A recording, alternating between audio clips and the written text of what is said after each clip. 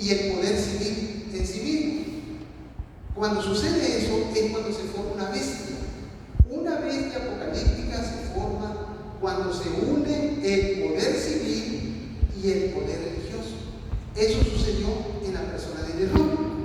Nimrod fundó varias ciudades-estados. Una de las ciudades-estado que fundó se llamó Babel. Él no llegó y dijo: este lugar lo voy a fundar y le voy a poner Babel. Él no llegó así. Quizá Nimrod llegó y pensó: le voy a poner la ciudad de Nimrod, porque nadie quiere fundar un lugar y ponerle confusión. Eso no es creíble. Sino que se debió a que Dios confundió la lengua de la tierra en ese tiempo. Es debido a que Babel, con el paso del tiempo, llegó a ser conocido como Babilonia. Y ustedes, como adventistas del séptimo día, saben que Babilonia significa confusión, o el lugar donde Dios confundió las lenguas de los pueblos de la tierra. Entonces, Babilonia, desde su primer fundación, tuvo una cierta libertad. Eso lo había gozado en su primera dinastía babilónica.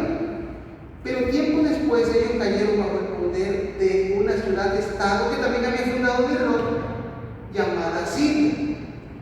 Cuando el poder del imperio asirio decayó, los babilonios vieron una oportunidad de liberarse del yugo asirio. Entonces apareció un hombre llamado Nabopolassar, conocido como el hijo de nadie. ¿Por qué le decían el hijo de nadie? Era debido a que él no tenía sangre real en su reino.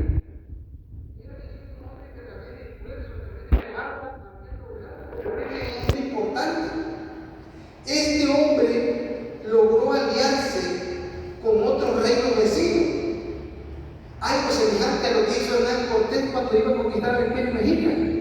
Recordamos que Hernán Cortés se alió con varios pueblos de nuestra entidad, de nuestro país, para poder derrotar al imperio mexicano. Bueno, Nabopolassar hizo lo mismo.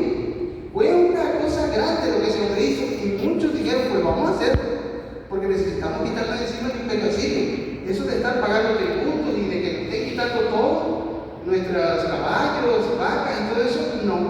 Y entonces Nabopolassar se convirtió en aquel que dirigiría a las fuerzas aliadas para derribar el imperio asirio, que ya de por sí estaba muy golpeado por todas partes. El nuevo imperio egipcio también asediaba al imperio asirio. Entonces, mediante esa alianza, los babilonios que estaban sometidos bajo el imperio asirio se sacudieron el yugo de Asiria. Adelante, por favor. Entonces, después de que Nabopolassar se liberó del dominio asirio, fundó un nuevo imperio. Y ese nuevo imperio es conocido como el imperio neobabilónico. Nabopolassar reinó un tiempo. Cuando él murió, dejó en su lugar a Nabucodonosor II, que es el Nabucodonosor de la Biblia, que nosotros conocemos como Nabucodonosor. El Nabucodonosor que estuvo en el reinado cuando Daniel vivió. Después de que Nabucodonosor murió, vinieron otros reyes. Unos 4 reyes, Evil-Merodach, Bel-Nizar, Labach y Marduk, y apareció un hombre llamado Nabodino. Nabodino, durante su reinado, tuvo un rey corregente, es decir, Nabodino tuvo un rey que gobernaba con él, el cual era su hijo, era como un virrey. Entonces, el rey Nabodino se tuvo que retirar al oasis de Taima. El oasis de Taima para ese tiempo era un lugar como el que muchos utilizan para ir de paseo. Por ejemplo, Constantino el Grande le gustaba mucho ir de paseo a la ciudad de Nicea. Por eso él hizo la reunión en Nicea en el año 325. Cuando él hizo la reunión en Nicea 325, eso estaba a 300 kilómetros de Constantinopla. Pero el Papa Silvestre tuvo que viajar 2000 kilómetros, porque el mandamás era Constantino. Constantino no viajó 300 kilómetros. Haz de cuenta que se fue a Playa del Carmen, o sea, a un lugar donde él paseaba. Entonces, Nabodino utilizaba el oasis de Taima para recrearse. Entonces, él se fue al oasis de Taima. Los historiadores dicen que Nabodino se había ido ahí porque había tenido problemas con los sacerdotes de Babilonia, porque los sacerdotes de Babilonia adoraban a Marduk y Nabonino quería meter nuevos dioses, y eran cosas de dioses paganos, pero entre ellos también había problemas. Entonces Nabonino también dice la historia que tenía miedo de que los medo-persas lo invadieran. Entonces Nabonino agarró y dejó a su hijo Belsasar, y el Belsasar, el que mandó a traer los vasos de oro del templo de Jerusalén, que Nabucodonosor había traído, ese Belsasar era el hijo de Nabonino. Entonces Nabonino se retiró a los Asiretaima y allá estuvo por espacio de 10 años. Los historiadores dicen que él estuvo por 5 años, pero yo he hecho cuentas. Si Nabonino hubiera estado por 5 años, Nabonino aparecería en las crónicas del libro de Daniel, y Nabonino no aparece en las crónicas del libro de Daniel. Nabonino, desde que se fue, nunca regresó hasta la muerte de Belsasar. Entonces, el libro de Daniel fue escrito en primer lugar para beneficiar a los judíos que estaban en exilio en Babilonia, porque el libro de Daniel era un consuelo para los judíos que estaban en Babilonia, ¿cierto o no? Entonces, en el libro de Daniel se estaba mostrando la historia futura de las naciones, porque el libro de Daniel equivale a lo que es el libro de Apocalipsis para los cristianos. Nosotros creemos en el Apocalipsis, ¿no? Pero los judíos no creen en el Apocalipsis. Entonces ellos, en el libro de Daniel, tienen el Apocalipsis, pero pues no lo comparan, no se dan cuenta, prácticamente hablan de lo mismo. Entonces, vamos a ir pasando la diapositiva, y en los versos de la Biblia, que están en la Biblia, pues están ahí en la pantalla también, ¿verdad? Bueno, comenzamos. Dice Daniel 7, capítulo 7, versículo 1.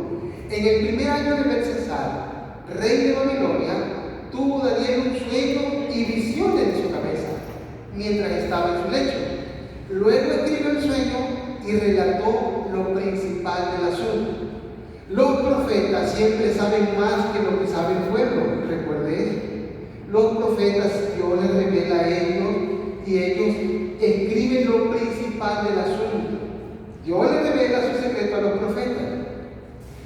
Cuando Israel estaba en el desierto, Dios se le reveló a todo el pueblo, pero el pueblo tuvo miedo y el pueblo dijo: Moisés, mejor habla tú con Dios y nosotros te vamos a oír lo que Dios te diga, porque no queremos morir. Y Moisés fue con Jehová y le expresó el deseo del pueblo, y Jehová le dijo: bien han dicho.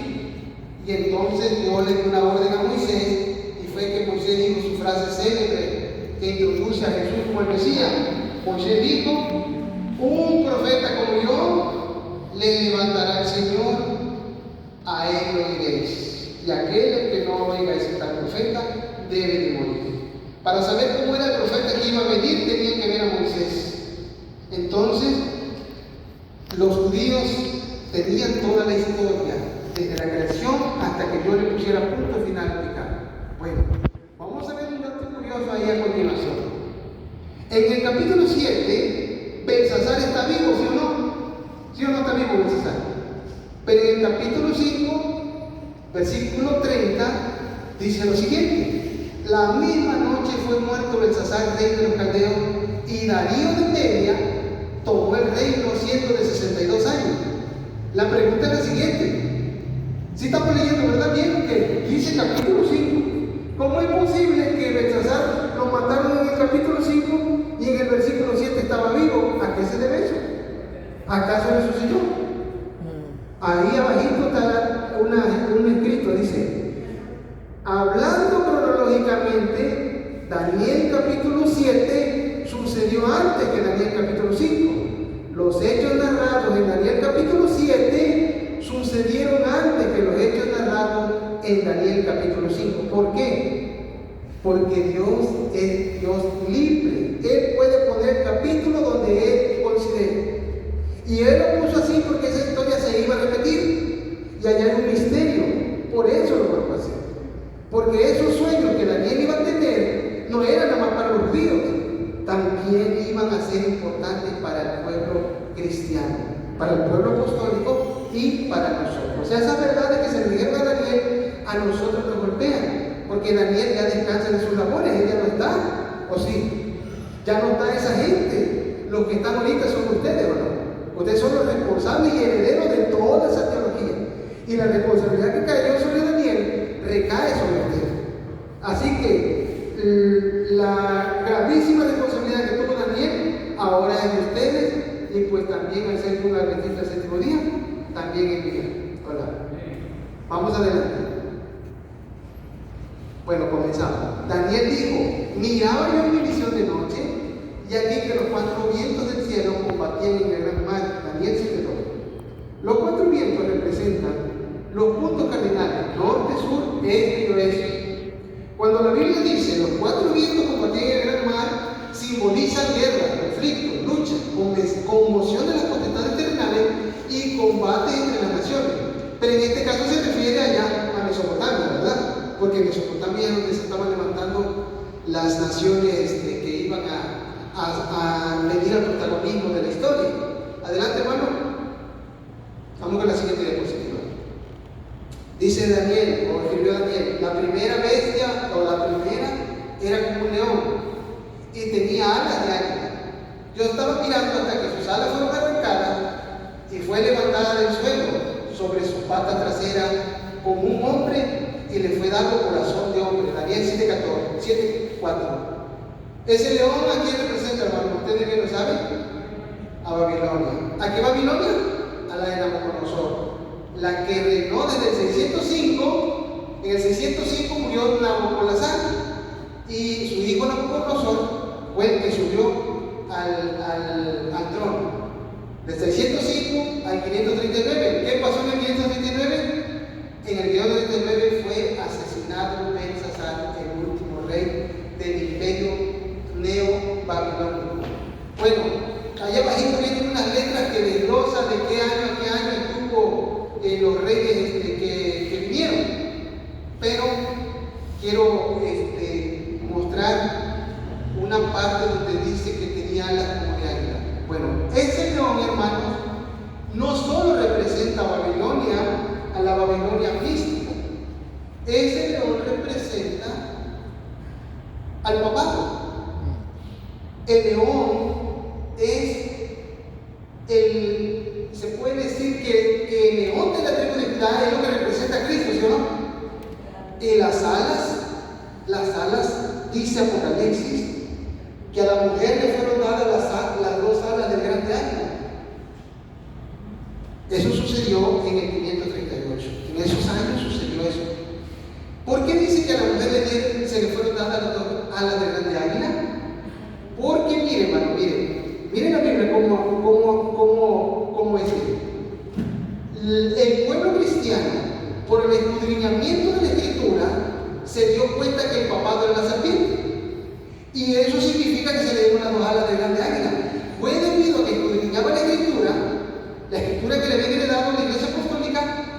Los descendientes de los apóstoles se dieron cuenta: no, el papado no es de Dios, el papado es representante del diablo. ¿Pero por qué se dieron cuenta? Por el escudriñamiento de la Escritura. Eso significa que se le dio las dos alas del grande águila. Entonces, ese león representa a Babilonia, pero al mismo tiempo representa a un poder que se haría pasar por el león de la tribu de Judá, que tomaría la Biblia como diciendo que ellos son los que interpretan la Biblia. El león tiene un paralelismo con la cabeza de oro, ¿sí o no? La cabeza de oro es la edad de oro del papado. Los judíos no creen en el Nuevo Testamento, pero en el Antiguo Testamento, el libro de Daniel, ellos iban a encontrar toda la verdad, aún la verdad que iba a venir después del ministerio de Cristo. Entonces vamos adelante porque son varias diapositivas. Bueno, cuando la Biblia dice en la diapositiva anterior, no la pasen, no la regresen, en la diapositiva anterior dice que el león se levantó del suelo sobre sus patas traseras, ¿sí o no dice ahí? Como un hombre, y le fue dado corazón de hombre. Ahora sí pasen la mejor, hermano. Esto se refiere en primer lugar a que Nabucodonosor desafió a Dios y se volvió loco.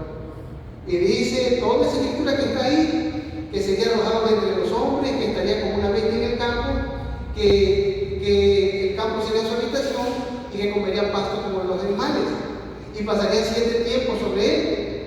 Y también También dice que al final de ese tiempo, yo, Nabucodonosor, alcé mis ojos al cielo y mi razón me fue devuelta. Y bendije al Altísimo y alabé y glorifiqué al que vive por siempre, cuyo dominio es sempiterno, su reino por todas las edades. En el mismo tiempo, mi razón me fue devuelta y la majestad de mi reino, mi dignidad y mi grandeza volvieron a mí, y mis gobernadores y mis consejeros me buscaron, y fui restablecido mi reino, y tuve mayor grandeza me fue añadida. Eso es a lo que se refiere en primer lugar, que el león se puso sobre sus dos patas y se le retiraron las dos alas como el águila. ¿Ok? Eso es en primer lugar. En segundo lugar, se refiere a que esa iglesia que está aquí derecho, miren, allá en San Parte, esa iglesia era parte de la iglesia apostólica. Esa iglesia, cuando la iglesia apostólica estaba en apogeo, la iglesia apostólica, después de que murieron los apóstoles, después de que murieron los hijos de los apóstoles, después de que los verdaderos siervos de Dios murieron, una parte de esa iglesia se mantuvo fiel a lo instituido por Cristo y los apóstoles, una parte, más de la mitad, pero otra parte, casi la mitad, abrazaron el paganismo de Roma. Ahí fue donde nació la iglesia católica, apostólica y romana. Esa iglesia es ese león que se levanta sobre sus dos pies y se le vuelve a dar corazón de hombre y se le da mente de hombre. ¿Por qué dice así? Porque de esa iglesia van a salir muchos salvos, van a recapacitar que se han comportado de una forma ajena a lo que la Escritura dice. Las personas que van a la iglesia madre, porque así es conocida, son personas trabajadoras, son personas buenas, personas nobles, personas que aspiran a la salvación como todo ser humano. El problema con la iglesia que cayó de la gracia no son las personas lindas y hermosas de este pueblo y de muchas partes del mundo, no. El problema son los que están allá en el Vaticano. Esos son satánicos. Cuidado, esos te mandan a matar si te le pones en medio. Esos hombres tienen 18 ceros a la derecha del dinero, 36 ceros, perdón. Compran islas, compran países, provocan caos, hacen muchas cosas que uno se espanta. Esos hombres son dueños de grandes empresas, son dueños de media Europa y de medio planeta. Aquí en México existe una línea que se llama Aeroméxico. Allá en Italia existe una línea que se llama Alitalia. Ellos son dueños. También se cree que son dueños de la Coca-Cola. Por ejemplo, las personas de Compartamos que entran a trabajar en Compartamos, los domingos tienen que ir a la iglesia allá, a Mina. Si no van a la iglesia, los corren. Son empresas que ese gran poder llamado papado tiene. Ese tiene hasta equipo de fútbol, tiene un equipo que se llama Roma, AC de allá en Italia. Tiene dinero. Bueno, es posible que tengan dinero hasta en Walt Disney, en la Disney. Los papados tienen muchísimo dinero. El problema del papado es que es un poder que no representa a Cristo. Los papas son los máximos representantes del diablo que representa. Pero ellos se presentan como bonachones, como personas que quieren el bien de la humanidad, pero detrás de ellos está un poder perseguidor y que quiere. Bueno, vamos adelante. Y entonces dice la Escritura, y donde quiera que habitan los hijos de los hombres, bestia del campo, llaves del cielo, Él los ha entregado en tu mano. Daniel está diciendo eso a Nabucodonosor en ese momento. Y le dice, y te ha dado el dominio sobre todo. Porque nosotros los adventistas decimos que la cabeza de oro y el león alado es Babilonia. Porque Daniel se lo dijo. El profeta le dijo a Nabucodonosor, tú eres aquella cabeza de oro. Por eso la interpretación de Daniel capítulo 7 comienza con Nabucodonosor. Porque Daniel le dijo, tú eres aquella cabeza de oro. ¿Sí o no dice así? Ok, adelante. Entonces, nosotros vemos que la imagen de Daniel capítulo 2 tiene una relación, un paralelismo perfecto con las bestias, ¿sí o no? En la imagen podemos ver que la cabeza de oro es Babilonia. En la imagen podemos ver que el pecho y los brazos de plata es Medo Persia, el vientre que es de bronce en Grecia y las piernas de hierro en la Roma imperial y los pies en la Roma dividida. La imagen se relaciona con las bestias, ¿sí o no? Pero nosotros también vemos en Daniel capítulo 2 que una roca que hirió la imagen en sus pies simboliza que es ya el final de la historia. Esa simboliza a Cristo en su segunda venida. La roca que aparece en la imagen simboliza a Cristo en su segunda venida. Pero Cristo es la roca de todos los siglos, no es nada más la roca del futuro, es la roca de hoy y la roca de ayer. Esa roca que es Cristo, cuando Él vino por primera vez, también le provocó eso a la imagen que en su tiempo estaba, porque en el tiempo de Cristo ya estaba una imagen, la de Babilonia, Medo-Persia, Grecia y la Roma imperial estaba en su momento.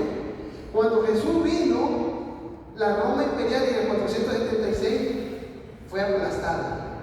¿Quién la aplastó? El poder de Dios, el cristianismo. Los historiadores no se alcanzan a explicar qué le pasó a Roma. Como es que ese imperio poderoso se vino abajo. Esa imagen se rehizo y cuando vino Martín Lutero otra vez va para abajo. Esa imagen se rehizo cuando apareció la iglesia benedictina, otra vez esa imagen va para abajo y ahorita esa imagen se está levantando. ¿Quién está levantando esa imagen? El presidente estadounidense más el Papa Robert Predos. Ellos van a levantar una imagen el domingo y la iglesia bendita en su fase triunfante la va a delegar y esa roca que aparece ahí va a tener su máximo cumplimiento cuando Cristo venga por segunda vez en gloria y majestad. ¿No dicen amén? El imperio romano dividido, la Roma papal, era los pies de la imagen. Bueno, vamos adelante. He aquí otra segunda bestia semejante a un oso, la cual se alzaba de un costado más que del otro, y tenía en su boca 3 costillas entre los dientes, y le fue dicho así: levántate, devora mucha carne. Daniel 7:5. Los persas eran más fuertes que los medos. Las 3 costillas representan los reinos de Lidia. Lidia fue el reino donde se inventó el dinero, y había un rey muy famoso de ahí llamado Creso, el rey más rico de la historia, el rey Creso. Y de esos 3 costillas que traía en la boca del oso, uno era Lidia, el otro era Babilonia, el otro era Egipto, y esos 3 reinos habían sido conquistados por Ciro el Medo-Persa. Los persas eran extremadamente crueles. A eso se refiere lo de devorar mucha carne. Ahí tenemos el oso que también sale de entre el mar, de entre el mundo de gente, de entre las guerras Medo-Persa.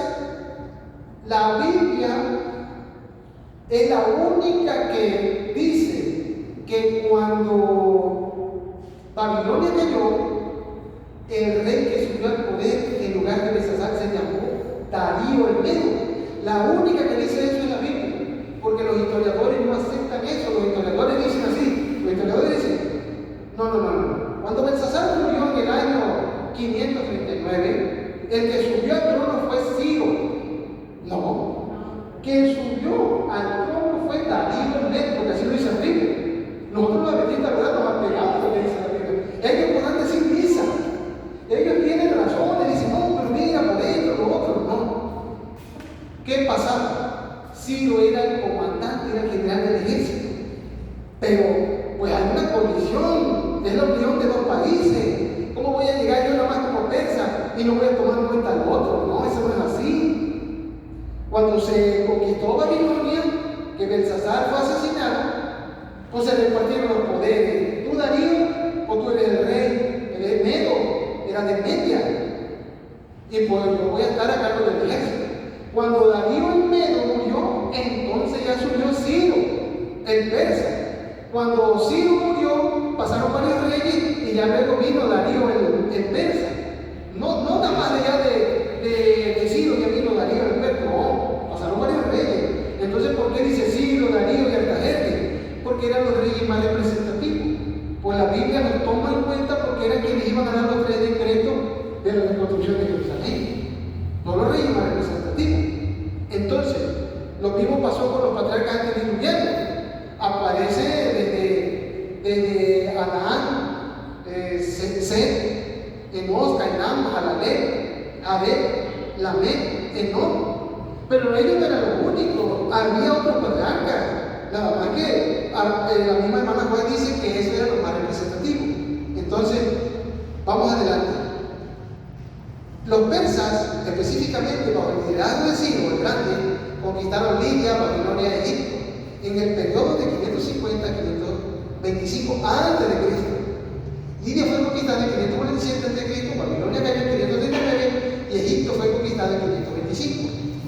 Algunos datos de Lidia, Babilonia de Egipto. Lidia, el rey persa Ciro Grande conquistó Lidia en 547, después de una batalla decisiva en un lugar llamado Timbrea.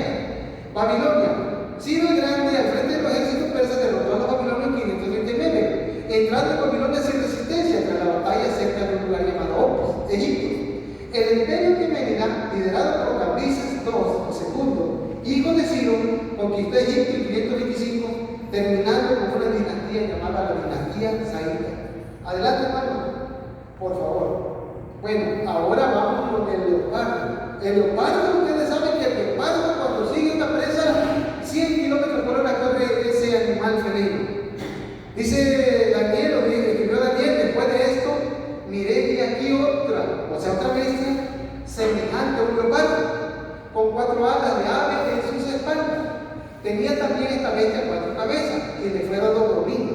Bueno, nosotros sabemos que el cuerno del macho cabrío, el rey primero, se refiere a Alejandro Magno. Entonces, Alejandro Magno murió a la edad de 33 años debido a que había ingerido demasiado alcohol, demasiado vino. Es lo que dicen los historiadores. Entonces su reino, el imperio griego, que había tomado el lugar del imperio medo-persa, el imperio griego quedó acéfalo, sin cabeza. Entonces se preguntaban los generales de Alejandro Magno. Alejandro Magno tenía alrededor de 200 generales, 200, no tenía 4 ni 5, tenía 200, alrededor de 200. Entonces, pues decían ellos, pues ya se está muriendo, lo tenían como semilló Alejandro Magno, ¿no? Lo adoraban como Dios. Fue educado por Aristóteles. Sócrates, Platón, Aristóteles educó a Alejandro Magno. Entonces, Alejandro Magno llamó a uno de sus generales, a un tal Pérnicas, y le entregó su anillo. Pérnicas, el anillo te lo responde a ti. Pero Pérnicas no quería meterse en problemas porque sabía que había generales más capaces que él. Entonces Pérnicas lo que hizo fue que tomó a un hijo de Filipo I, que era el papá de Alejandro Magno, y a él lo puso de rey. Pero luego Antígono dijo, no, Antígono era el general más prestigioso de los 200. No, esto no va a quedar a mí. Y entonces Antígono con su gente empezaron a pelear, pero Casandro, Seleuco, Lisímaco y Ptolomeo dijeron, no, vamos a enfrentarnos a Antígono. Y se armó el pleito y acabaron con Antígono, y ahora se repartieron el imperio griego en esos 4 generales: Casandro, Seleuco, Lisímaco y Ptolomeo. Con el paso del tiempo, Casandro y Lisímaco pasaron al olvido, y nada más quedó Seleuco en el norte y Ptolomeo en el sur. Estos fueron los primeros reyes, Seleuco del norte y Ptolomeo del sur. Daniel capítulo 11 habla del rey del norte y del rey del sur, ¿verdad? Bueno, los primeros reyes del norte se llamó Seleuco y el del sur se llamó Ptolomeo. Bueno, los primeros 2 reyes del norte y del sur. Adelante, hermano, por favor. Bueno, hay una famosa pintura o una diapositiva que está ahí, donde se ve ahí enfrente a Alejandro Magno con sus 4 generales. Dice que Alejandro Magno, donde iba, conquistaba. Y solamente la muerte, bueno, ¿verdad? Ellos eran paganos y ellos lo que les interesaba era dominar, matar y tener mucha propiedad. Casandro, Seleuco, Lisímaco y Ptolomeo. Ese era el leopardo de 4 cabezas. Ahí Alejandro Magno nada más está representativamente porque realmente cuando Casandro, Seleuco, Lisímaco y Ptolomeo tomaron el poder, Alejandro Magno ya había muerto. Adelante, hermano. Ahora viene la bestia indescriptible. Después de esto miraba yo en las visiones de la noche, y aquí la 4ª bestia, espantosa y terrible, y en gran manera fuerte, la cual tenía unos dientes grandes de hierro, devoraba y desmenuzaba, y la sombra hollaba con sus pies. Era muy diferente de todas las otras bestias que había antes de ella, y tenía 10 cuernos. ¿Cómo le llama la Biblia? La bestia indescriptible. A veces hay predicadores que se atreven a describir esa bestia, pero yo no me atrevo a hacer eso porque la Biblia me alerta. Es una bestia indescriptible. La Biblia le llama bestia indescriptible. Y yo no voy a decir, esa bestia es esto. ¿Por qué? Porque yo estaría tratando de ir más allá de lo que la Biblia me da permiso. Así que solamente nos vamos a sujetar lo que la Biblia dice de qué era esa bestia indescriptible. Dice que esa bestia indescriptible tenía 10 cuernos sobre su esa bestia indescriptible ciertamente representa el Imperio Romano, pero el Imperio Romano no nada más era la Roma de ese momento. El Imperio Romano tenía gente de todo el mundo de su ejército. El Imperio Romano era un imperio, casi se puede decir, así como la Biblia lo describe, indescriptible. Ese imperio, dice la historia, que comenzó a reinar a partir del 168 AC al 476 a.C. Pero la realidad es que ese imperio comenzó a gobernar cuando el último residuo del imperio griego fue devastado. El último residuo del imperio griego no fue devastado en el año 168, no.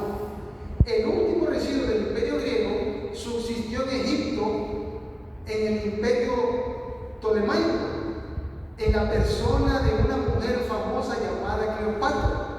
Mientras Cleopatra estaba viva el imperio griego, porque Cleopatra era una reina griega reinando en Egipto. Cuando el gran Julio César había tenido problemas con Pompeyo el Grande, se habían enfrentado y Pompeyo el Grande se había refugiado en Egipto. Un hermano de Cleopatra, creyendo hacerle un favor a Julio César, se le ocurre matar a Pompeyo el Grande. En vez de provocar la alegría de Julio César se enojó muchísimo con los egipcios, principalmente con Ptolomeo XIII, y lo depuso de trono. Y Cleopatra aprovechó para ir hacia el frente, y Julio César puso a Cleopatra como reina de Egipto. Pero Cleopatra no era egipcia, era griega.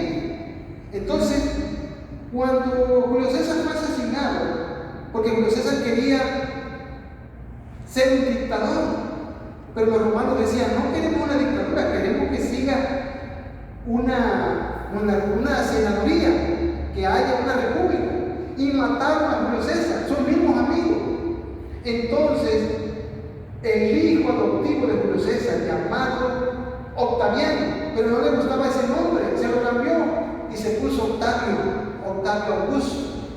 Octaviano le había dado a su hermana en casamiento a un romano que él apreciaba mucho, llamado Marco Antonio.